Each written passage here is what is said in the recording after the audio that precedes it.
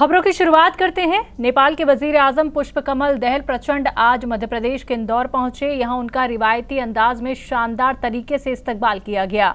इंदौर के देवी अहिल्याबाई होलकर बैनुल अक़वामी हवाई अड्डे पर मध्य प्रदेश के वजीर आला शिवराज सिंह चौहान ने प्रचंड का इस्तकबाल किया। हवाई अड्डे पर पीएम प्रचंड के इस्तकबाल में मकामी फनकारों ने ढोल नगाड़ों की थाप पर निमाड़ अंचल का गणगौर रक्स और कबीलाइयों का रक्स पेश किया। मध्य प्रदेश में रह रहे नेपाल के लोगों ने भी प्रचंड का हवाई अड्डा अहाते में इस्तकबाल किया। पुलिस ने इस अहाते में हिफाजत के सख्त इंतजाम किए थे। इस दौरान सीएम शिवराज भी अलग अंदाज में नजर आए। सीएम शिवराज ने भी नेपाली टोपी पहनकर नेपाल के पीएम का इस्तकबाल किया। नेपाल और भारत दोनों अत्यंत प्राचीन और महान राष्ट्र है। कई बार लगता शरीर दो है, लेकिन संस्कृति, सभ्यता और संस्कार एक है। उसी भाव से आज मां अहिल्या की इस पवित्र नगरी में, मध्य प्रदेश में, इंदौर में, आज नेपाल के माननीय प्रधानमंत्री जी का हमने मध्य प्रदेश की गौरवशाली परंपराओं के अनुरूप हृदय से स्वागत किया है। दोनों देशों के संबंध और प्रगाढ़ हो, सहयोग और बढ़े। मैं समझता हूं कि उनकी इस यात्रा से इस दिशा में ठोस कदम उठेंगे। आज उनके सम्मान में मैं रात्रि भोज भी दे रहा हूं। मन प्रसन्न होता है। प्रधानमंत्री जी नेपाल के आए हैं, जो एक बहुत महत्वपूर्ण देश है, और कई बार गर्व होता है कहते हुए कि संस्कार तो एक ही है। तो उनका हृदय, भारत और नेपाल एक है। चर्चा सहयोग टूरिज्म के क्षेत्र में और कैसे बढ़ सकता है, धार्मिक पर्यटन के क्षेत्र में बाकी और क्या क्या साथ कर सकते हैं। रियासत तेलंगाना का 10वां यौम तासीस मनाया जा रहा है। 2014 को तेलंगाना हिंदुस्तान के आंध्र प्रदेश से अलग होकर हिंदुस्तान का 29वां सूबा बना था। तेलंगाना के यौम तासीस के मौके पर शहर की तारीखी इमारतों को रोशनी से मुनव्वर कराया गया। हुकूमत तेलंगाना की तरफ से इस बरस रियासत का यौम तासीस 2 जून से 21 जून तक मनाने का फैसला किया गया है, जिसके पेश नज़र शहर भर की यादगारों, सरकारी दफ्तरों और सूबे की सबसे मशहूर तारीखी इमारतों जैसे गोलकुंडा किला, भुवनगिरी किला और साथ ही पूरे सूबे के कई बड़े मंदिरों को शानदार तरीके से रोशनियों से मुनव्वर किया गया है। वहीं इस मौके पर वजीर आजम नरेंद्र मोदी और सदर जमहूरिया द्रौपदी मुर्मू ने तेलंगाना के यौम तासीस के मौके पर वहां की आवाम को पुरखुलूस मुबारकबाद पेश की। कांग्रेस नेता राहुल गांधी अमेरिका के दौरे पर हैं। यहां वो अलग अलग प्रोग्रामों में शिरकत करके बीजेपी की क़यादत वाली मोदी हुकूमत पर जमकर हमला कर रहे हैं। दूसरी ओर बीजेपी की तरफ से भी लगातार राहुल गांधी पर पलटवार जारी है। इसी बीच छत्तीसगढ़ के वजीर आला भूपेश बघेल ने बीजेपी पर निशाना साधते हुए बड़ा बयान दिया है। उन्होंने कहा है कि बीजेपी खुद ही मानती है कि राहुल गांधी सबसे बड़े नेता हैं। सीएम भूपेश बघेल ने आगे क्या कुछ कहा, आइए सुनवाते हैं। जिन्ना की मुस्लिम लीग अलग है और यहाँ केरल में मुस्लिम लीग है, वो अलग है। और वो यदि वहाँ की मुस्लिम लीग है पाकिस्तान वाले, तो आज तक के तो उसके रजिस्ट्रेशन समाप्त हो जाता। लेकिन दिग्भ्रमित करने के लिए लगातार इस प्रकार की बातें वो कर रहे हैं। देखिए, एक चीज है, पहले जब राहुल गांधी जी जब अध्यक्ष थे तब कहते परिवारवाद चला रहे हैं, उन्होंने अध्यक्ष पद त्याग दिया। उसके बाद भी राहुल गांधी की लोकप्रियता में कमी नहीं आई और भारत जोड़ो यात्रा में निकले तो उन्होंने उसकी सदस्यता ले ली। मतलब अभी तक के हिंदुस्तान में डिफेमेशन केस में इतनी बड़ी सजा किसी को नहीं मिली है जितना राहुल गांधी जी को दिया गया। आज तो एक सामान्य नागरिक हैं, कांग्रेस के नेता हैं, फिर भारतीय जनता पार्टी की इतनी तकलीफ क्यों हो रही है? मतलब खुद ही मानते हैं कि राहुल गांधी जी ही देश के सबसे बड़े नेता हैं और इस कारण से पूरे केंद्रीय मंत्री, भारतीय जनता पार्टी के राष्ट्रीय प्रवक्ता, अब तो मोहन भागवत जी भी कूद पड़े हैं। तो मोहन भागवत जी कहते हैं कि विदेश में जाकर जो देश के, क्या शब्द प्रयोग किया, देश के अपमान करते हैं, तो वो देश विरोधी हैं। तो सबसे पहले मोहन भागवत जी, जब प्रधानमंत्री जी विदेश में जाकर ये कहते हैं कि भारत में पैदा होना दुर्भाग्य की बात है, ये उन्होंने कहा था, रिकॉर्ड कहा था, विदेश में जाकर कहा था। तब मोहन भागवत जी क्या कुंभकर्णी नींद में सोए हुए थे? तब उनको नहीं बताना था कि ये भारत का अपमान है, देश का अपमान है? और उस समय यदि बोले होते तब बात समझ आती। मोहन भागवत जी, आप सांस्कृतिक संगठन के अध्यक्ष हैं, आपसे उम्मीद की जाती है आप निष्पक्ष रहें। आप निष्पक्ष दिखने के भी प्रयास नहीं कर रहे हैं। मुस्लिम लीग को लेकर विदेश में दिए गए बयान पर बीजेपी राहुल गांधी पर हमलावर है। बीजेपी के कौमी जनरल सेक्रेटरी तरुण चुग ने राहुल गांधी और कांग्रेस पार्टी पर निशाना साधा। क्या कुछ कहा उन्होंने, सुनिए। राहुल गांधी विदेश में हैं और विदेश में वो बयान दे रहे हैं, और बयान भी ऐसा वैसा नहीं, वो मुस्लिम लीग को लेकर उन्होंने बयान दिया। अब हिंदुस्तान में इस पर विवाद छिड़ना लाजमी था। हमारे साथ तरुण चुग जी हैं। सर, एक बात बताइए, कांग्रेस कह रही है कि ये जिस मुस्लिम लीग की बात कर रहे हैं वो मुस्लिम लीग है ही नहीं, वो तो आज़ादी के समय जिन्ना के साथ चली गई। इसी मुस्लिम लीग ने, जिस मुस्लिम लीग का महामंडन विदेश की धरती पर राहुल गांधी कर रहे हैं, इसी मुस्लिम लीग ने आज से कुछ साल पहले स्पष्ट किया था, हम वही मुस्लिम लीग हैं जिसने भारत का विभाजन कराया था। देश को तोड़ने वाले, देश के टुकड़े कराने वाले, और जिस टुकड़े कराने में 2 करोड़ भारत के नागरिक विस्थापित हुए, लगभग 20 लाख भारत के नागरिकों की हत्या हुई। हत्याओं और सबसे बड़े पलायन के जिम्मेवार मुस्लिम लीग का महामंडन तुष्टीकरण के कारण राहुल गांधी विदेश की धरती पर बैठकर कर रहे हैं। दुर्भाग्यपूर्ण है, यह उनकी मानसिक दिवालियापन है। ऐसे बयान अक्सर विदेश में ही क्यों आते हैं? क्योंकि जब जब राहुल गांधी विदेश में होते हैं तो इस तरीके के बयान देते हैं और उसके बाद ही बखेड़ा खड़ा होता है, तो विदेश में क्यों? देश के विषयों की, देश की जमीन की उनको जानकारी नहीं। उन्हें 15 अगस्त 1947 के विभाजन में बलात्कार हुई, हत्या हुई, बेटियों की चीख पुकार नहीं सुनाई देती। इन्हीं कारणों के कारण पहले मुस्लिम लीग के हाथों खेलकर देश का आपने विभाजन कराया था। देश भूल नहीं सकता कि इसी मुस्लिम लीग ने डायरेक्ट एक्शन की घोषणा की थी, और भारत और पाकिस्तान जो आज बना है, जो समय एक ही भारत था, लाशों से सड़कें भर गई थी। डायरेक्ट एक्शन द्वारा हत्याएं करने वाली मुस्लिम लीग के साथ राहुल गांधी खड़े हैं। ये उनका मानसिक दिवालियापन। सर, एक आरोप उन्होंने और भी लगाया है, वो ये कह रहे हैं कि बीजेपी का मुस्लिम लीग से, जिन्ना से एक बहुत ही खास रिश्ता है, और उन्होंने अडवाणी जी का जिक्र किया कि किस तरीके से अडवाणी जी पाकिस्तान गए थे और किस तरीके से वहां पर चीजें आई, वो किसी से छिपी नहीं है।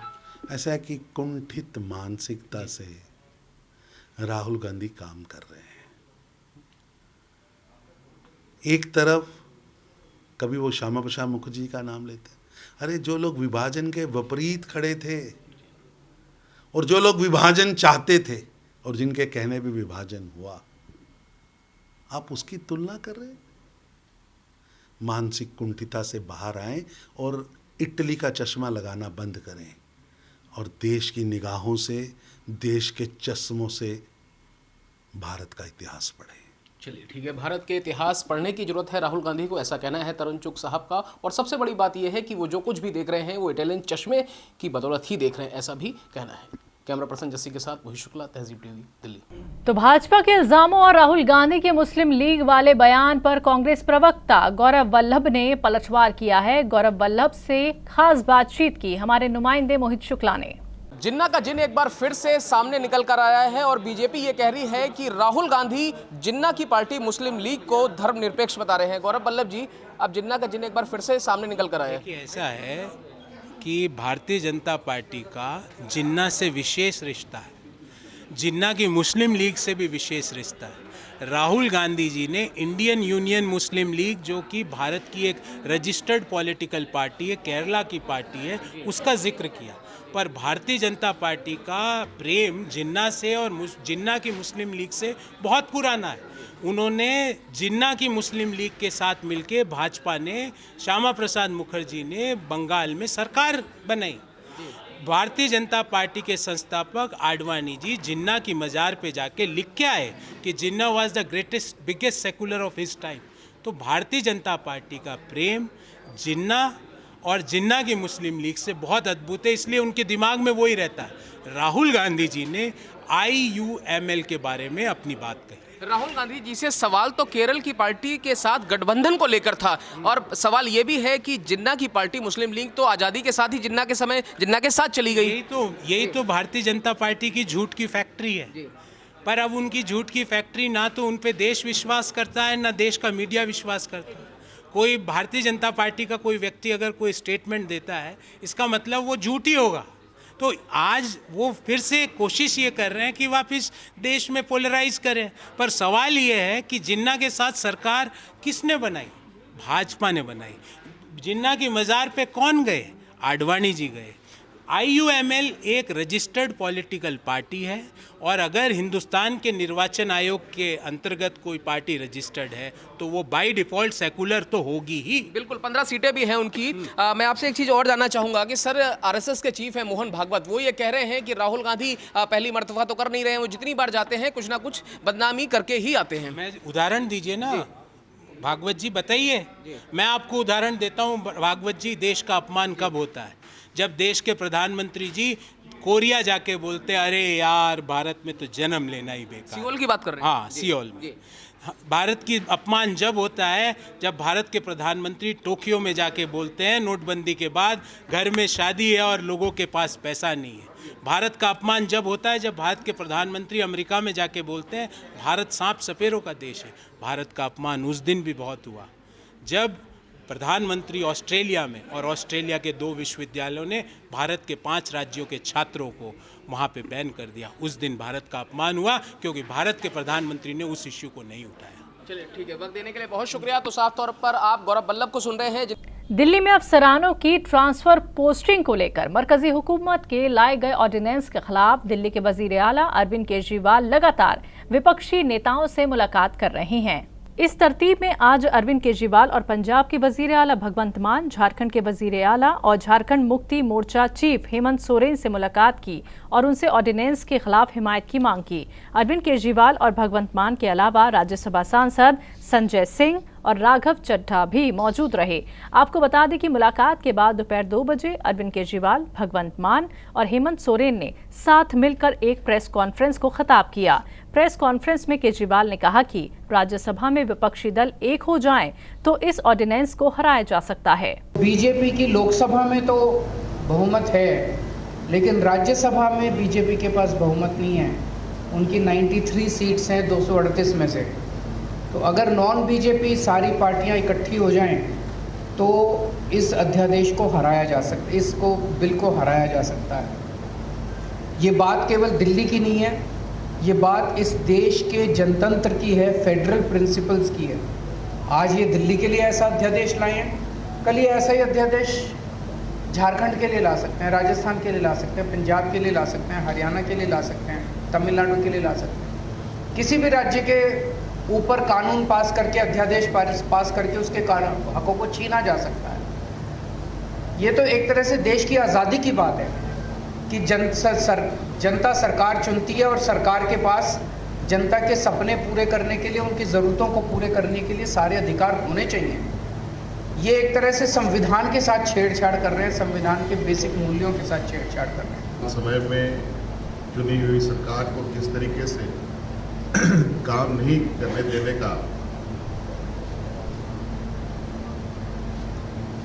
एक योजनाबद्ध कार्य केंद्र सरकार के द्वारा की जा रही है। ये कहीं ना कहीं लोकतांत्रिक व्यवस्था, संघीय ढांचे का एक इस पर प्रहार है, हम इसको कह सकते हैं। और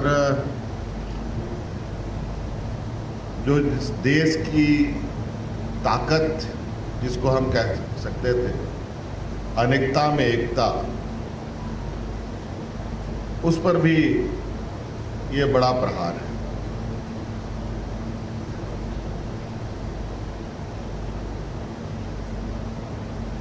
संघीय ढांचे की तो बात केंद्र सरकार करती है, लेकिन कार्य उसके बिल्कुल विपरीत होती है। रामपुर में बीजेपी की महासंपर्क मुहिम का आगाज हो गया है। आज उसकी शुरुआत एमएलसी अश्विनी त्यागी ने मीडिया से मुखातिब होकर की है। मीडिया से बात करते हुए अश्विनी त्यागी ने बताया कि माननीय मोदी जी की हुकूमत में साल 2022 और 2023 में 1113 यूनिवर्सिटी इस मुल्क में बनी है। इस मुल्क में आयुष्मान भारत के जरिए से 5 लाख तक इलाज मुफ्त करा सकते हैं। आयुष्मान कार्ड से अब तक 10 करोड़ 75 लाख खानदानों को कवर देने का काम मोदी हुकूमत ने किया है। इसके अलावा काफी मंसूबों का फायदा लोगों को मिला है। 23 यूनिवर्सिटी थी, 723 विश्वविद्यालय और 22-23 में 1113 विश्वविद्यालय इस देश में माननीय मोदी जी की सरकार के प्रयासों बने हैं। साथियों, आपने देखा होगा हमारे जो मंच पर नेता ये भी गए होंगे, आपके कोई रिश्तेदार भी विदेश में गए होंगे। 2014 से पहले जब कोई विदेश जाता तो ये चर्चा होती थी, जब कोई विदेश में कोई किसी का रिश्तेदार रहता था कि साहब विदेश में स्वास्थ्य सेवाएं बहुत शानदार हैं, वहाँ सारा स्वास्थ्य का खर्चा सरकारें उठाती थी।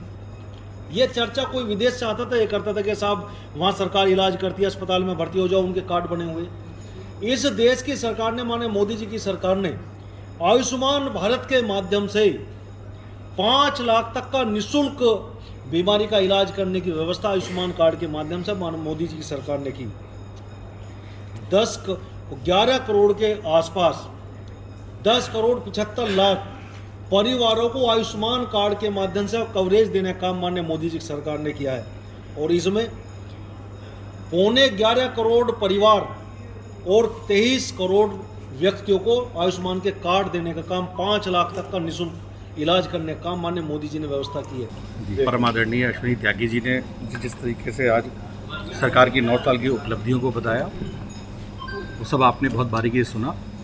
और खासकर अगर रामपुर की अगर बात करें तो जब से देश आज़ाद हुआ है तब से लेकर आज तक जितना इन दिनों में काम हुआ है, चाहे वो लोकसभा की सीट जीतने के बाद रही हो या विधानसभा की जीतने के बाद रही हो, वो किसी से छुपा नहीं है।